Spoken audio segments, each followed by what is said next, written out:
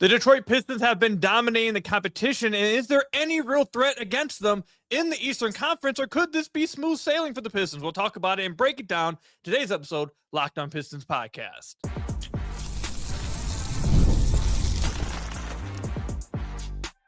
You are Locked On Pistons, your daily Detroit Pistons podcast, part of the Locked On Podcast Network, your team every day. The deal. Welcome back to another episode of the Locked On Pistons podcast. Per usual, I am your host, Khahil. I've been covering the Detroit Pistons for the last 4 years, been a credential media member now, for the last 3 years. I appreciate all of you guys who make Locked On Pistons your first listen of every single day. We're free and available on all your podcast platforms. If you haven't already, head to the YouTube channel at Locked On Pistons. Hit that subscribe button when over 50% of you guys who watch the podcast are not currently subscribed. So hit that subscribe button if you haven't already, or leave us a 5-star review on whatever podcast platform you're listening to this on.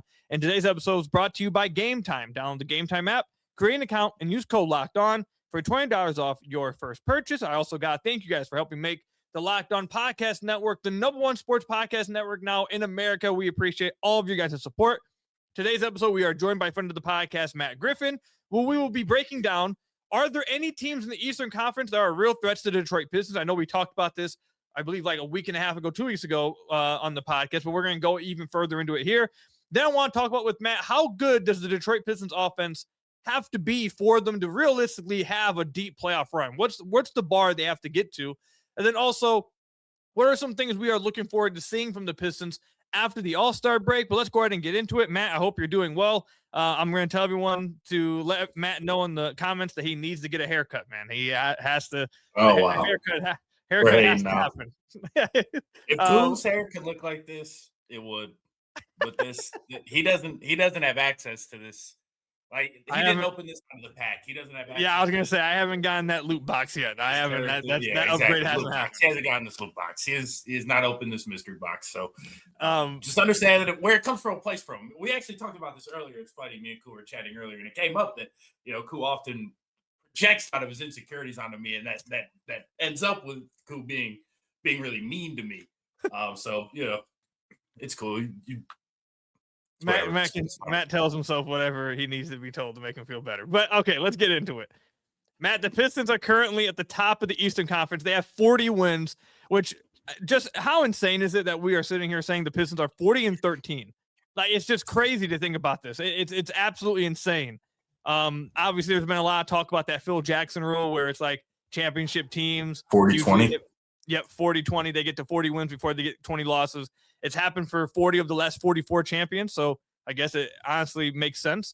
The Pistons have done it. They're 40-13.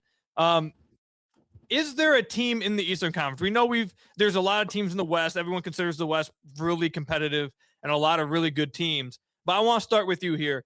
Is there any threats you feel like coming out of the East to really challenge the Pistons? We'll talk about their offense later, but as they're currently constructed with all the concerns that maybe you have about them, are there any Eastern Conference teams you're worried about for the Detroit Pistons?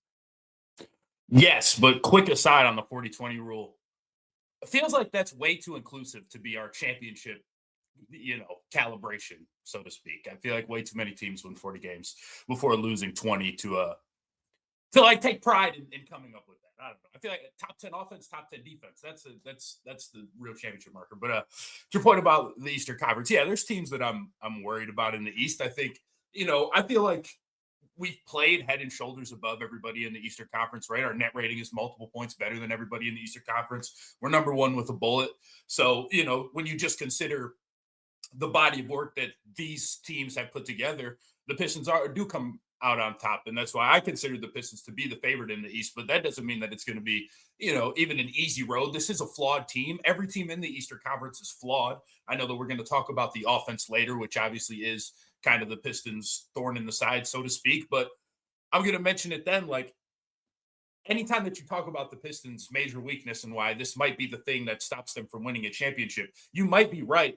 But every team in the conference has one of those, has a massive weak spot, a massive hole, a massive red flag. So you just kind of got to choose, pick your flavor, so to speak, of what red flag you want and what strengths you believe in, and obviously what players and what matchups, how things shake out, which which direction you kind of want to go when you're picking from this crop of teams. But I don't know where you want to start, if you want to start with teams individually, but I think Cleveland, having just traded for James Harden, makes them, let's go with Cleveland, because Cleveland was going to be one of the teams I said. So go ahead. You start with Cleveland.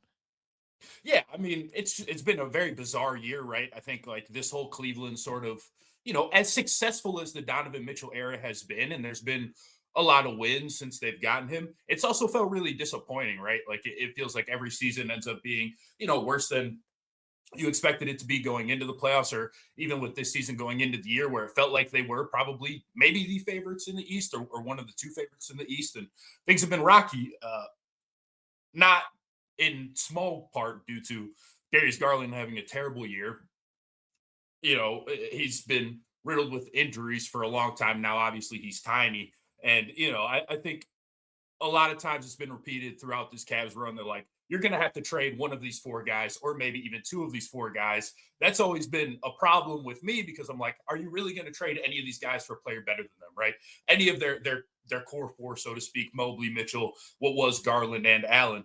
And I mean, they did. They traded Garland for, I think, a pure talent upgrade. Harden is playing much better basketball than Darius Garland is right now. As funny as it is to say, you'd never think you'd say it about James Harden, but he is a defensive upgrade over Darius Garland, especially in a playoff series, really just given his size. But even just that, I don't know, like Harden is a little, he'll grab a rebound here and there. He'll at least do something on the backside. He's not 6 feet tall, 180 pounds, so that's just a massive benefit that Garland doesn't have. I think that they're better. I think that they're scarier than they were. Obviously, we haven't seen these guys play together a ton, so there's not like a ton to really dive deep in. But I think that the Cavs selection of role players this season is better than any of the selection of, the casts that they've had in the past. And there's no reason to believe that they won't be healthier in the playoffs this time come around. So, I mean, I'm treating them with some caution. I think they're good. Yeah, I believe either on the last episode or 2 episodes ago, I talked about Cleveland. And one of the reasons that I said that Cleveland's a team that I think the Pistons should watch for is they have multiple guys now. Darius Garland's been injured, like you said. He's been up and down. They now have a guy who is better than him as of right now. And they have 2 guys now that can hunt out mismatches and break you down on the offensive end of the floor, get to the paint, and make the right decisions. When James Harden and Donovan Mitchell, I think that could cause the Pistons some issues potentially in the playoffs if you can't have AUsar guard everybody. Ron can't guard everybody. And we've seen in a few games this year where that maybe causes the Pistons some issues, like against the Clippers, where you had AUsar guarding James Harden, but now Kawhi Leonard's getting off. Or when you're guarding Boston, you have him guarding Payne Pritchard, Jaylen Brown's getting off. So when you have 2 guys that are high-level ISO creators and high-level guys getting downhill, and like James Harden and Donovan Mitchell, I do think that could potentially cause some issues for the Pistons. And one of those, again, as I've said in the last episode, I'd take the Pistons over to Cleveland. There's not a team in the East right now that I'm going into a series saying I think the Pistons are going to lose. But if I'm going to look for a team that provides some maybe mismatches, or maybe not even mismatches, maybe could cause some trouble for the Pistons, Cleveland is definitely one of them. Over the last 10 games, they are first in offensive rating. They're second in net rating. Over the last 20 games, they're 5th in net rating, 2nd in offense. So this is a team that's been coming around and playing really well. They started off very slow, but now they're 4th in the East. They're 34-21. They're a team that has offensive self-creation, like I mentioned, with Mitchell and Harden, but they also have a lot of the Pistons' size and defensive stuff with Mobley and Jared Allen. They're probably one of the only teams in the East really that can say, we'll match you guys with height and size and physicality and defense. And they can say, I think the Pistons win in that kind of battle, but they're one of the only teams that can say, hey, we can try to match you guys with this physicality, and we also just have more offensive talent than you. Like, we can also outscore you guys. Like, we can also score 120 points. Like, we can do that. So I think Cleveland, despite them being 4th in the East, they're number 1 for teams. I think the Pistons should be maybe not worried. Worried maybe is the wrong word, but just a team that could cause the Pistons problems when the playoffs come around. Is there another team that you're watching for? Because there's one more for me. Yeah, I do think we'd be remiss to not at least mention like the Harden sort of playoff woes, so to speak. And now he joins a team with all the playoff woes. And to that I say, yeah, I don't trust Harden to play 3 straight good rounds. I don't even trust Harden to play 2 good rounds in a row, or 9 straight good playoff games in a row. That doesn't mean that in the series against your team in a game 6 on your home floor, that the James Harden that shoots 49% on step back threes isn't going to show up and tear your season away. So I just want to get that out there. Like it still scares me, and I'm very aware of the shortcomings of his past. But going on to the East, I think I know the team that you're going to bring up. So I'm actually going to bring up a team that's a little bit off the beaten path. Oh, well, I guess there's two teams that you could bring up, but I guess I'll bring up the. Hold on, my calculator keeps opening. Why that's happening?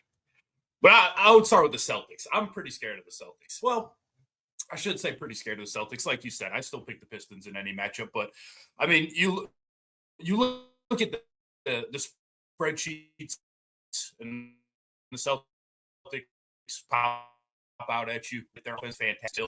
They performed so well up to this point, getting a lot of minutes from guys who didn't really expect. Hugo Gonzalez comes in and is one of the best rookies in the league already. Jordan Walsh is kind of pulled up from sort of flip-flopping between the G League and the end of the bench to being, one of the better rotation or back into the rotation wings in the league defensively.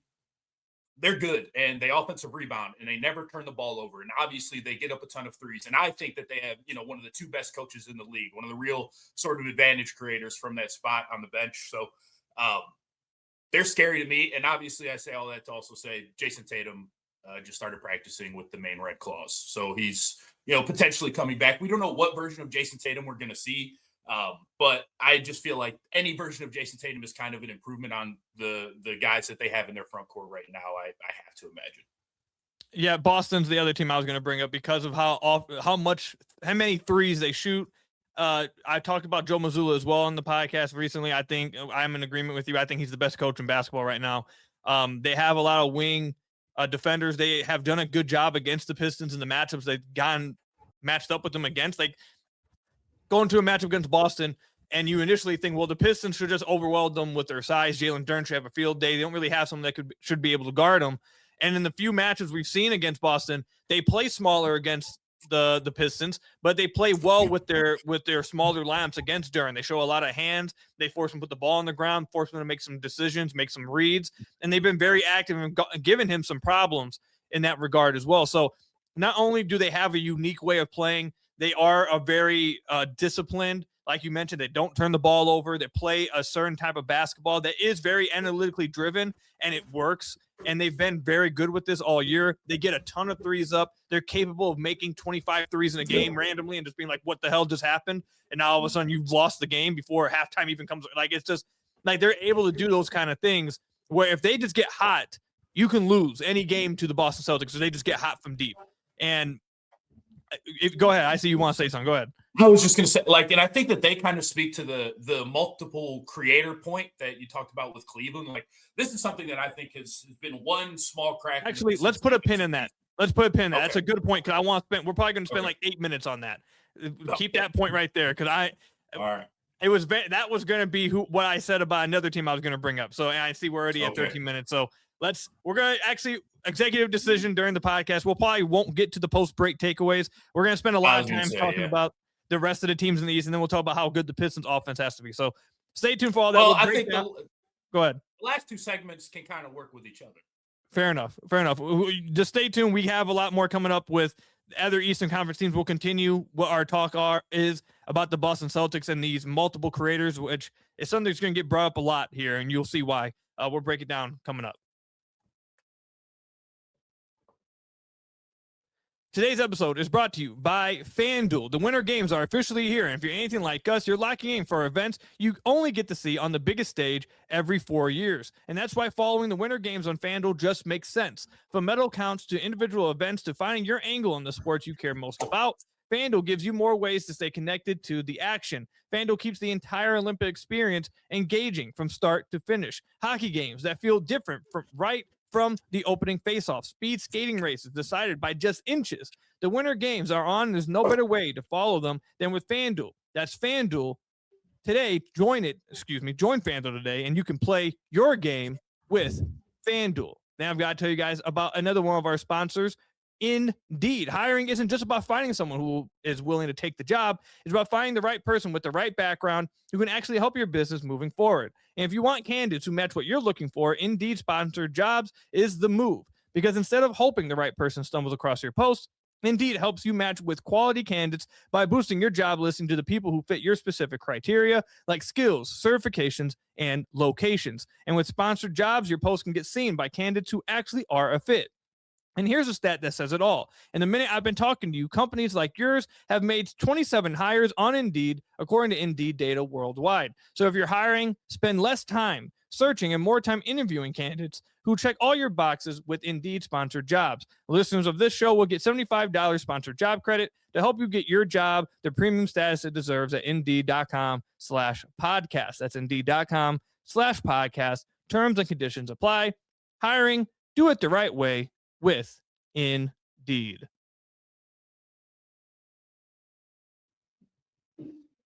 So I want to thank you guys again for making Locked On Pistons your first listen of every single day. We are free and available on all your podcast platforms. If you haven't already, head to the YouTube channel at Locked On Pistons, hit the subscribe button, or leave us a 5-star review on whatever podcast platform you're listening to this on. That's another great way to support the podcast. When we went to the break, we were in the middle. Matt was in the middle of talking about how Boston it has a unique way of punishing teams potentially with multiple creators and how that could be a problem for the Pistons. Matt, I want you to continue your point and finish there, because I think that's something that will appear often in these talks we're having about the Pistons. Yeah. I think, like, a game that always sticks out to me, or a matchup that always sticks out to me, is against Boston, which is why I brought it up with them in particular, when it probably even more so applies directly to Cleveland. But, AUsar Thompson is generally utilized as the point of attack stopper, right? We want him to cut off the head of the snake. We want, even if he's guarding the point guard most of the time is what I'm saying. He's guarding the main initiator, whether or not that's their best player, right? Either way, if that's their best player, if it's not their best player, a lot of times he's taking the point guard, because I think that, from our perspective, it's like, hey, if AUsar is pounding this guy up the floor, well, obviously, AUsar is more likely to create a turnover on a guy who has the ball, right? I think that's number one. Number two, if it takes them 2.5, 3 extra seconds to get into their offense, that's really valuable for us. And lastly, just because we don't really have another guy who's like particularly adept at guarding guards, right? Like, that's just kind of not the strength of our starting lineup in particular. But I go back to that Boston game, and it was the game when, JB lit us up, right? So I think 2 Boston games ago now. I mean, AUsar spent so much of that game just like guarding Peyton Pritchard. And obviously it's not actually useless, but it feels useless when a different guy is giving you buckets over and over, right? So I just don't, like, that just sticks out to me, that this team, while there's an incredible defensive infrastructure, I think JB is a fantastic defensive coach. And, AUsar Thompson is one of the best defensive players in the world. Isaiah Stewart's one of the best defensive players in the world. When it is that main group, the group that tends to start and the group that tends to close, or even any group that tends to close, you really only have one guy that you trust to keep the ball in front super consistently against great guards, or really against great perimeter players in general. I guess you could say Cade is kind of that guy as well, but I mean, Cade has so much on his plate that it's kind of, you don't expect him to do that over a whole game, or especially over a whole series. So the teams with multiple creators, of which there are many, can give the Pistons a problem in that one particular way, which I think maybe I'd have to go through it or think about it, but does that kind of set the Pistons apart from other like great elite defenses, that there's really only one guy who's kind of like a certified stopper in the primary lineup or in the main lineups that you use? Obviously, Ron Holland's also on the team, has been one of the best defenders in basketball all season. And Javonte Green's been fantastic as well. I don't want to take anything away from them, but when it's crunch time, when it's closing time, I don't expect those guys to be out there. So I agree with you with everything you said about Boston. Boston was going to be the other team I mentioned. We've talked about it enough.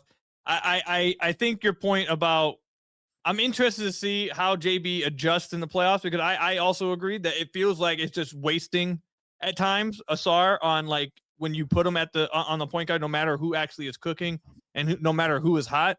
I think that's something that may change when we get to the playoffs. But the fact that Boston and potentially Tatum coming back, I mean, that if he were to come back, I think that just changes everything. And I know we don't know what he exactly would look like when he gets back, but that's what all of us will be watching for. Like, I think we might be watching Boston games more than Piston games at that point, just to see what does Tatum look like. Is he like looking good? Because if he is, that could concern, that could be a problem. So Boston, I completely agree. Even without Tatum, they have Pritchard, they have Jaylen Brown, they have guys that can put the ball on the deck and get to the paint. Derek White. And Derek White, that can create issues. So who hates him? So he didn't say him at first. But I mean, look, Derek White is amazing. He's great. I never said he isn't. there is one other team, and then I want to get into just how good does the offense have to be. Just real quick, one team, I don't want to spend a lot of time talking about them. All I want to do is just say, keep an eye out. Just keep an eye out on them. Just look at them real quick. Don't, you don't have to spend too much time with them. Who? Philly? Yep. Is anyone, look, I'm not saying to actually be super concerned with them. I'm just saying, just every now and then, just glance over at them. I know their numbers over the last 5 and over the last 10 games actually aren't that amazing when it comes to a net rating perspective. I'm simply bringing this up for one reason only. Has anyone seen what Joel Embiid's been doing recently?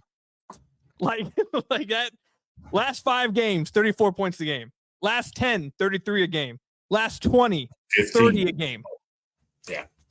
So I pulled up last 15. He's 31 and 8. I mean, he's looking like Embiid. So again, I don't know how great this Philly team is in general. Paul George is gone for a while, so we'll see what they look like when Paul George gets back. But I'm just saying, just keep a glance. Just keep a glance on Philly, because if Embiid is and I know he's kind of like the same thing with Harden, not so much the performance dropping off, but the injuries, just never available or always playing hurt in the playoffs. If he's able to be healthy and he's playing like this going into the playoffs with how good Tyrese Maxey has been, and they get Paul George back, I don't think that's a team anyone wants to just play in the first round. Whether you think they're that great of a team in general, I just don't think you really want to mess with. But I mean, these are MVP Embiid numbers. We're saying, like, he 30 over the last 20 on 64 true shooting. Like, yeah, I mean, the scoring is ridiculous. Yeah, he's unguardable. He's still unguardable. He's always been unguardable, and he's shooting the lights out, which obviously helps a lot. Like well over 40% from 3 in that stretch, and obviously, from mid range, he's always been exceptional. But I will say, this iteration of Embiid compared to the older iterations of Embiid, I mean, defensively, he is lagging behind massively, even if he is playing this well offensively. I'm not sure how many Sixers games you've actually caught, but like, I think that in spite of the offensive dominance, and I wrote down Philly as well, and I obviously for the same reason that you did, he's been lights out lately. On top of, Maxey is averaging almost 30 a game still, despite dropping off a little bit over that same dominant Embiid stretch. But, it's a pretty good team, and he's a very tough cover, but he also is not really bringing it to you on the glass the same way that he used to anymore. And that was never really, that was always kind of one of the shortcomings of his, relatively speaking, relative to other MVP bigs and such. So I think that we would still fare decently well in that series, just given some of the downsides of this iteration of Embiid. Like, I think that we would just kill on the glass in that series. But I mean, it'd be fun. It'd be up and down. Their guards obviously like to get up and down. BJ Edgecombe, one of the, the best rookies in basketball. They're sick. Can I bring up one other team that right now sucks? They're around Philly in the standings. You got 50 seconds to talk about them, because we gotta get to the offense. I'll give you 50 seconds. The Orlando Magic. No, I'm cutting you off there. I'm sorry. No. They are much like the Philadelphia 76ers. They are injury luck away. The only difference is they need one of their guys to roll an ankle and not the other way around. If Paolo gets hurt for 3 weeks in the playoffs, that team is absolutely a champion. They're a contender to make the finals at least. They're +8 with Jalen Suggs on the floor. Obviously, when him and Franz are out there together, it's great. That's a very good team in waiting. They're just being held hostage right now by one of the worst stars in basketball history. I agree with the last part. Yes, Paolo is. I try telling people that's all. It's bad. It's really bad right now. It's getting really bad. I mean, we're going on 4 years now, 4 or 5 years of them just being better with him off the floor. Like, it is what it is. It's crazy because Koo loves the old iteration of Paolo, Michael Beasley. I mean, he's a dog. He's a dog. Michael Beasley could actually shoot, so he's a dog. All right. So I want to spend a few minutes. We'll spend a few minutes here to talk about the offense real quick, and then we'll finish it off. We'll continue to talk about the offense later on, because I think this is going to be a lengthy conversation. We went a little long with how many teams in the East, but thought it was an interesting conversation. And you can mention the Knicks. I'm not worried about the Knicks at all. Oh, okay. Not even a little bit. My bad, we don't. I'm not even worried about. Not even a little bit about the Knicks. Alvarado? They're soft. They don't want the physicality. All right, the Pistons so far, if you go since January, They have the best net rating in basketball. They're plus 11.1, almost 2 points better than second place, which is actually the Charlotte Hornets, which is crazy. Since January 1st, they have the best defense in basketball. That actually has been the case for the last 2 months or so now. They've been the best defense in basketball. Go ahead. They're a better defensive rebounding team than the Thunder. They turn you over at a higher rate than the Thunder. Never thought I'd say that about a team in this era. And they also hold you to a lower effective field goal percentage than the Thunder. The only difference between us right now and the Oklahoma City Thunder defensively, we foul a lot more than them. And that's where the Thunder were last year. Last year, they were at the bottom of the league in foul rate. So I'm thinking we're a year away from being there. Fair enough. Right now, the Pistons are first in defensive rating since January 1st.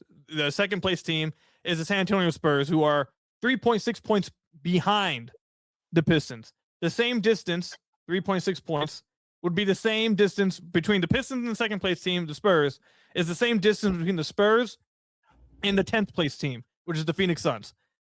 So that just lets you know the gap between them and everybody else. However, we know how great their defense is, and we know that's what's going to carry them to, if they get to the finals, a finals appearance. And next time you talk, Matt, talk a little closer to your mic. You were a little distant on that last one. My bad. You're all good. People want to hear what you're saying. Right now, since January 1st, they are 9th in offense, which top 10 offense, top 10 defense, that's a recipe for championship contenders. You have top 10 both, that's usually great. Since January 1st, they're 9th. Teams that are ahead of them are the Clippers, Sixers, Nuggets, Thunder, Timberwolves. They have an offensive rating of 115.4. Now, obviously, we know that a ton of that is coming off their defense. A lot of it is coming off of transition looks, forcing turnovers, all that kind of thing.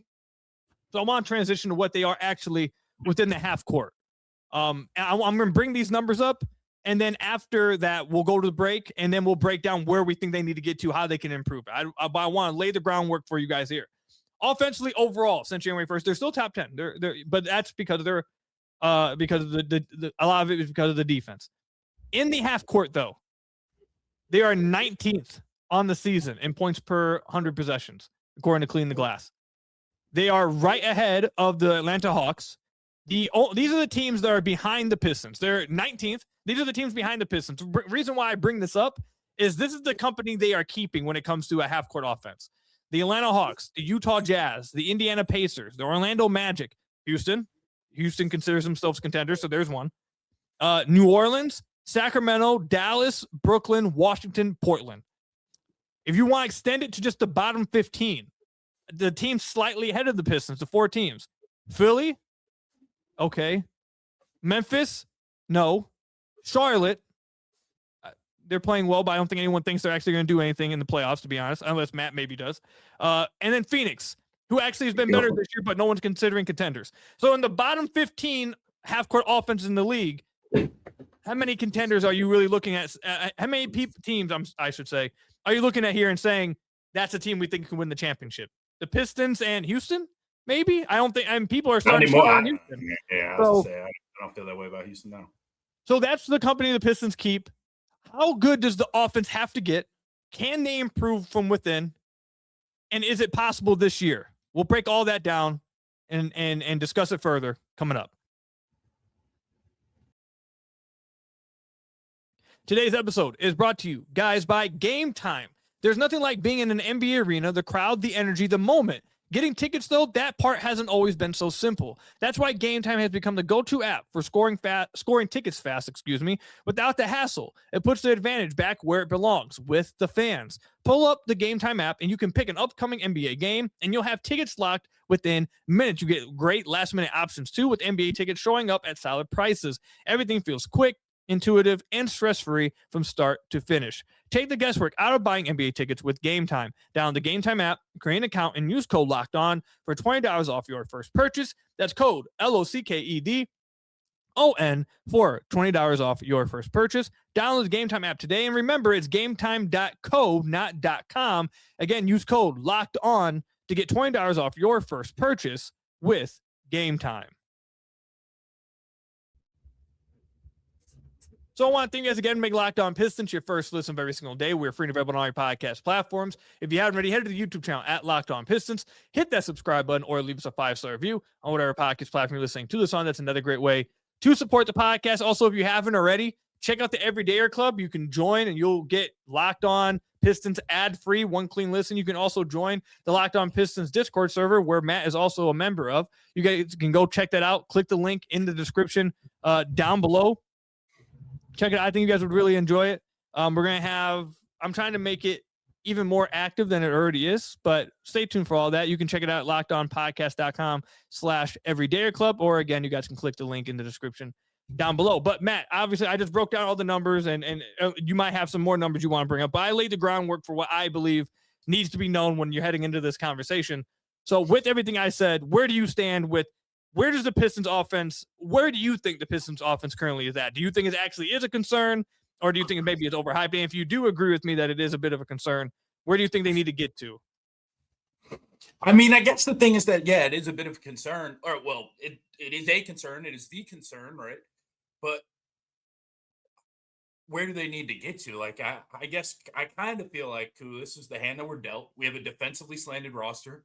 We have one shooter who, I guess we have two shooters really in the starting line, or three guys who can shoot, but we've got one guy who kind of carries the weight of our 3-point volume in a way most good teams don't, right? I think that is a little bit of a concern, personally, that 3-point volume, and that, one guy, it's kind of manufactured, right? It's a lot of sets, a lot of action shots. You don't run that stuff in the playoffs, but it's going to be scouted against at a completely different level. If they're able to take that away, where are you getting it from, right? Where the three's coming from? And I mean, Duncan gets a lot of, outside of structure and in transition as well.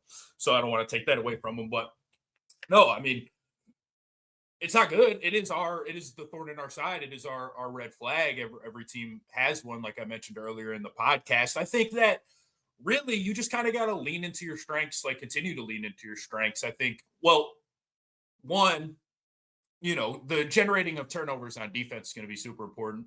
I think that you talked about, or we were going to talk about post-break takeaways, right? Or what we were looking for post-break, obviously, because there's no takeaways yet. I was just going to say, like, the 9 to 5 minutes, they've started to creep up recently. I think mostly because they've had to, just because we've been missing guys. But I think that they're still always, very effective, and defensively, those two guys are causing havoc and getting out in transition at a rate that nobody else in the league really can compete with. And, they're going to rebound. They're just going to out-athlete you in a way a lot of teams aren't capable of, and out-motor you at the same time. So I think that it's like, the offense is a problem. The team that's because of the team that we have, which cannot change going forward. I think that, you can try to play lineups with more, Dennis, Cade, and Duncan out there together. I think that'd be interesting. That'd be a lot more shooting than you're used to. And, Dennis can still fulfill some of those point of attack duties if you wanted him to. I think that, playing with those lineups more and getting a higher sample on those would be worthwhile.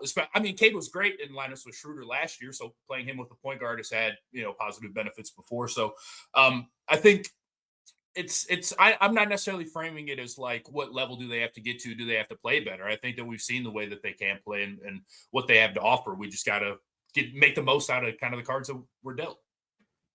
Yeah, so I talked about this a little bit a few weeks ago when, like, I just make the quick comparison to the 2004 Pistons, because everyone always says that team was, they sucked on offense. They were just defense. They had no stars. Yep. They didn't do.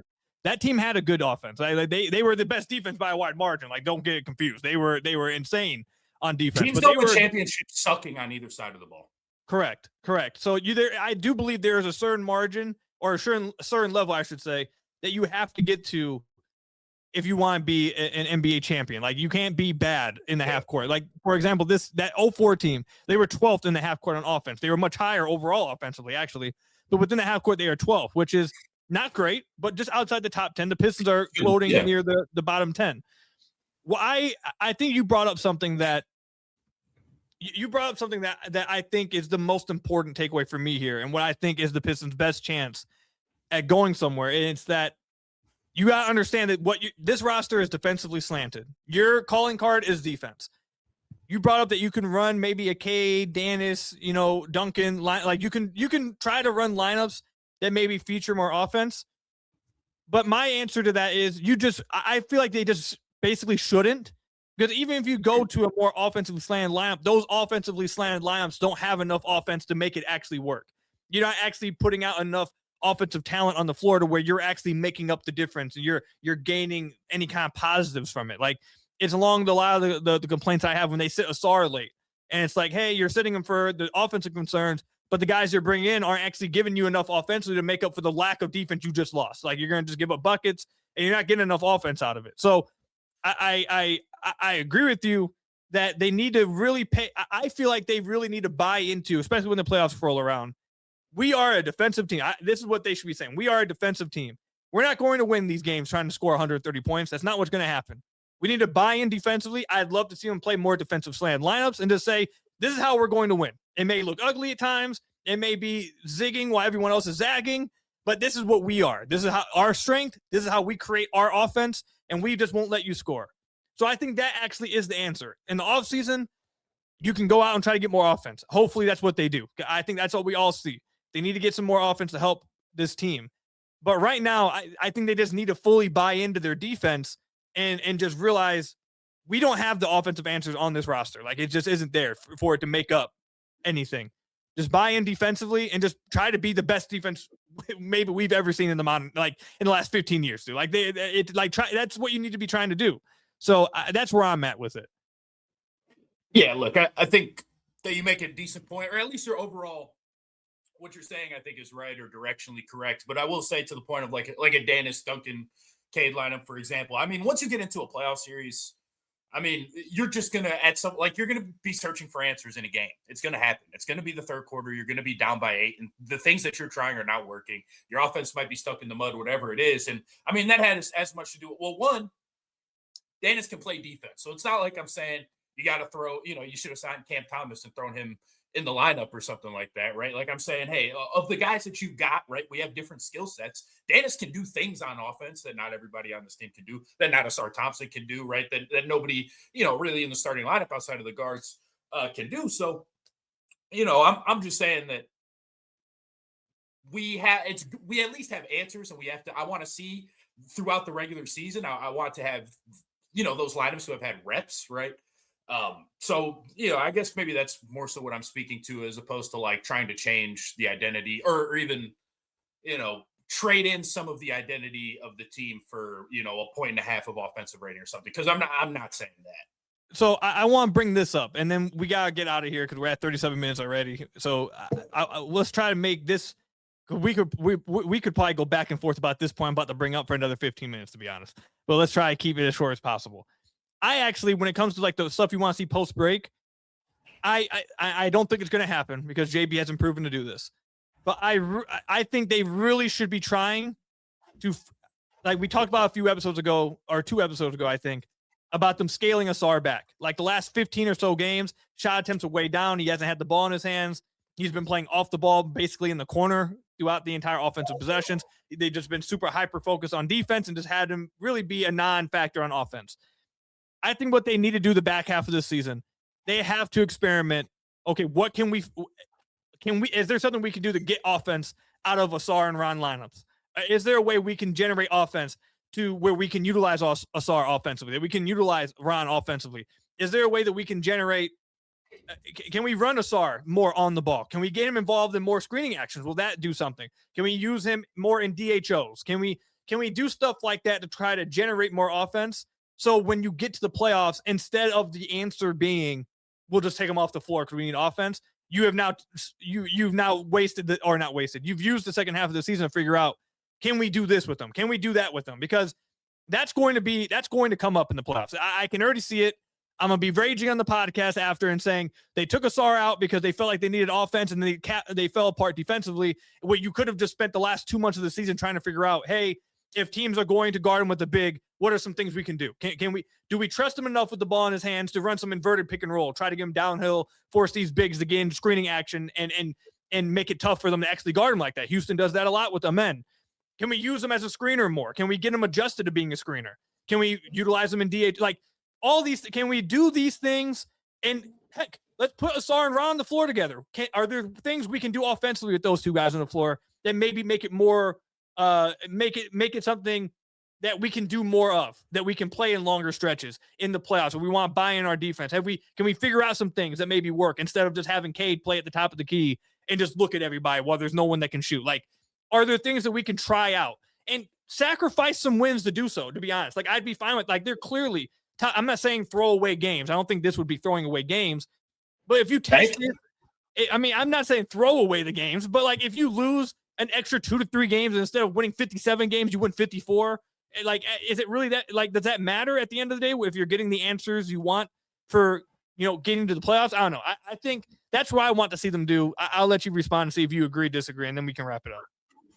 No, I mean, I agree. Like, it is all kind of data collection season, it feels like, for a lot of teams. I mean, the back half of the NBA year is weird, right? Obviously, a lot has been made of tanking the past couple of weeks. That's just been kind of like the topic of conversation, sort of out of nowhere.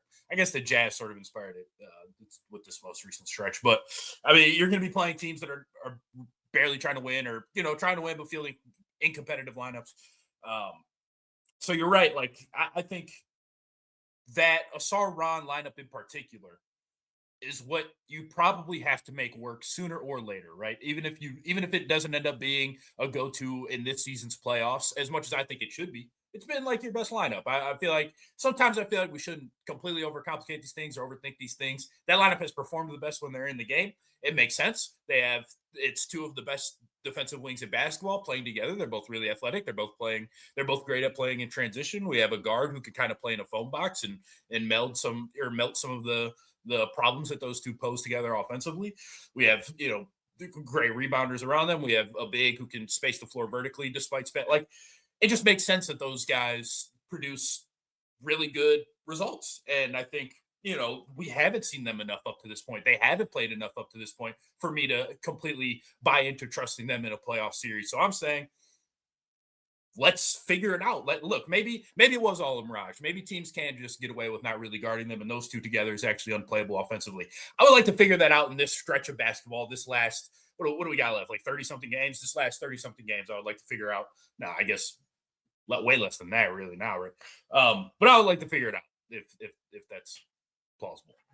Fair enough. I agree with you. All right, we'll wrap it up there. Thank you, Matt, for coming on, man. You guys can follow him over on Twitter at Griff1on1. I appreciate all of you guys for making Locked On Pistons your first listen of every single day. We're free and available on all your podcast platforms. Hit that subscribe button if you haven't already over at the YouTube channel. Leave us a 5-star review on whatever podcast platform you're listening to this on. And until next time, I will see you guys later. Stay safe out there, and peace out, everybody.